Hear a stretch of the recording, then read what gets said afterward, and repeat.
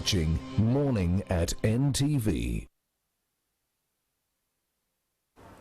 All right, Tech Note it is here in Morning at NTV, Friday's edition. We get to look at French making inroads with nations in the East African community as well as Swahili. Now, during the 17th meeting of the Sectorial Council on Education, Science and Technology, Culture and Sports, matters of education and training were among the several matters considered by the Sectorial Council, where the roadmaps for implementation of Kiswahili and French as official languages of the community. Now, this was part of the implementation of the directive of the 21st Summit of the East African Community Heads of State that adopted Kiswahili and French as official languages of the East African community. We do have Kushemerera Michael, who's a French teacher, and he's here to talk to us about this adaptation roadmap. Good morning to you, or should I say bonjour, Michael. Bonjour. Comment ça va? Ça va très bien. Okay. Thank you for hosting me today. Yes. Like I said, my name is Kushemerera Michael. Could you say that in French? Ok, Yeah. Je m'appelle Michel Kushemerera. Je suis professeur de français à Nation Girls School. Very understood? Yes. Yeah, his name is Michael. He's a professor at a girls' school, teaches French at a girls' school. Teacher Yeah, French at Nation Girls School. So I teach French language. That is our national curriculum, of course. But I also teach the international curriculum as well. Okay. Like IGCSE, that is the Cambridge. Yes. I also teach IB, International Baccalaureate. I also do teach DELF. DELF is an international program from France, Paris, through Alliance Française. I think you've heard about Alliance Française. Alliance Française at the National Theatre. Yes. Okay, so let's talk about the integration of French as an East African official language. That must be pride for you. So I want to understand from you, what is the progress of this roadmap integration? Okay. On the, let me quote the monitor of 2nd May, which came out. There was a meeting held in Arusha. It was the 17th meeting, whereby the East African Community Council on Education adopted a roadmap for the implementation of Kiswahili and French as the official languages for the East African bloc. Because to take you back a bit, East African, our community is made up of 7 partner member states, and we have, of course, Uganda, Tanzania, Kenya, and then South Sudan, DRC, which is new, then Rwanda, and Burundi. So why is it becoming an official language? It's because we have this DRC, which is coming on board.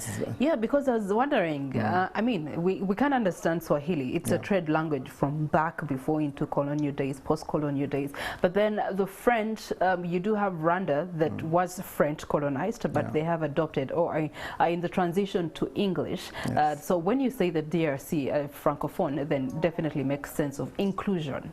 True, that's true. So that's why I was saying that, you know, as Ugandans, why we need this French is because for us, we know only English. We are really good at English.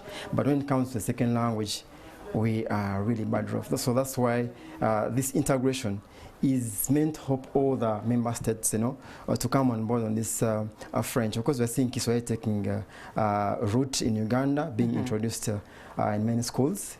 And also for the French, the Right Honorable Dr. Rebecca Kadaga is working very, very hard to make sure that this also takes root in our secondary schools and primary, because she actually wants to make it compulsory.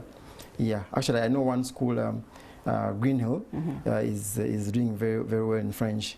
Yes. Okay. Yeah, I mean, for some modern schools, you do have them having integrated these foreign languages. Previously, they integrated Germany, they integrated French. And they even sit for them on national examinations. And so when it comes down to the East African community, however, the reality of the matter is that across the bar, English is by far the best language that can cut across, especially in terms of trade. So when it comes to English being convenient, why would one sense the urge to then learn French? Okay, we see in, let me take an example, in the world of work. It's very, very important to have more than one language, and say a second language. And actually this has affected Ugandans so much. We are really missing on the international job market because of lack of a second language. like French, because French is widely spoken in the whole world. So why the reason why actually that adopting these two languages is to help, especially now for us Ugandans, because for us we are lagging behind, is to help us Ugandans come up, and take on this French. And also, of course, the French is going to help us beyond East Africa. Because we see, I see parents taking their kids abroad to learn. But if you go to Belgium, Canada, or France, they say first learn French for 1 year. You waste all that time learning French for 1 year. Yet if you had done it here in Uganda, you would just straight away go into your course and learn. Yes, please. Okay. All right. So the bigger question is feasibility of this roadmap, because the systems that we have in society and the kind of levels that we have in our education system, what is the feasibility of this roadmap becoming a reality for Ugandans? The feasibility is going to become a reality because I trust the Right Honorable Dr. Rebecca Kadaga. She's very, very determined to make it work. And the way I know her, once she really starts on an issue, it has to end. So we are really behind her and we support her, and we know that she's a very good leader when it comes to the East African community issues, and especially the languages. Yeah. Okay. As an educator, what's the status of the French language in Uganda currently? Well, the French status of the French status in Uganda is not so good, because most Ugandans actually they don't know advantages of this French language. Most of them think it is useless. After all, I won't even go to France. But that's why I'm just here to educate Ugandans. Take for instance. So what are the advantages of one having that language, not just spoken but written and accredited? Now I'm going to give you an example of what I'm doing at school. For instance, at school there's this course I told you, which is called DELF course. DELF means Diplôme d'études en langue française. Diplôme d'études en langue française. Have you understood that one? It is the French diploma in French language, which is issued by the French Ministry of Education through Alliance Française. So at school we introduced that program. Now when you do that program, you get a diploma which is recognized in the whole world, and it's valid for life. So our students in Nabsonsa are taking on that program as early as Senior 1, Senior 2, Senior 3, Senior 4, Senior 5. Now by the time they get out, they'll be having that certified diploma. Once they attach it on their papers, after degree, no one can compete with them actually. They'll out-compete others because they'll be equipped with a language, a second language, which others do not have. So I'm here to educate Ugandans that, French is very wonderful, especially to the scientists. UN is looking for so many doctors. Oh, when you say French, yes. You've just reminded me. Yeah. Here in Uganda, when people hear French, they're just hearing a romantic language. That's the closest relation that they have. But so I want you to speak to us in terms of the opportunities that you're talking about, in terms of education, in terms of science development, exactly. And global tapping. Exactly. Of course, we all go to school to later on gain employment also. Yeah. So to the scientists especially, scientists right now in HSC you can't do French because of the way the combinations are designed. But then parents and students think about science only, But then when they go when they finish and go on the job market, then that's when they find out that the French was so important to me. For instance, now if you go to most of the international organizations, I'm going to think about UN because right now it needs a lot of doctors. But the first thing they ask you, do you have a second language like French? And you find that we Ugandans miss opportunities. There are also scholarships which are given. I know of scholarships which are given in Mulago to go to Belgium, I think every year. But one of the conditions is, do you at least have a French, a basic at least? And you find that people do. That's when they remember their lessons they dropped in senior 2 and regret and regrets. And so I regret and regret. If someone is now interested in picking up French, how can they pick it up from, and where can they pick it up from?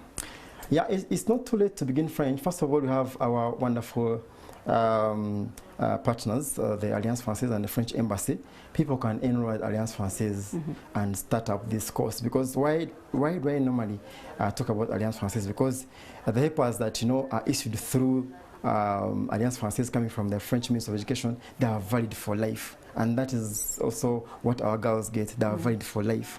That even if you get as early as now, maybe you're in senior 3, 4, 5, when you get a degree and attach these papers, you are out-competing so many people.